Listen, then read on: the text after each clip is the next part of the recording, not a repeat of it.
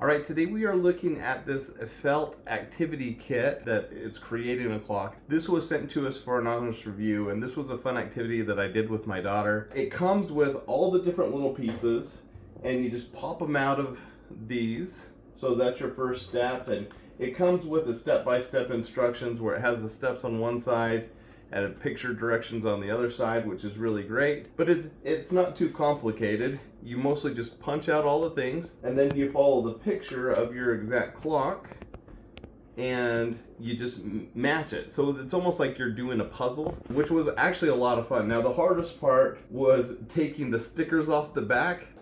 All right, so getting the back off is really hard, but we found if you just pinch in with it, so hold on the edge, and then just pin in with your fingernail really rough there, then it will separate.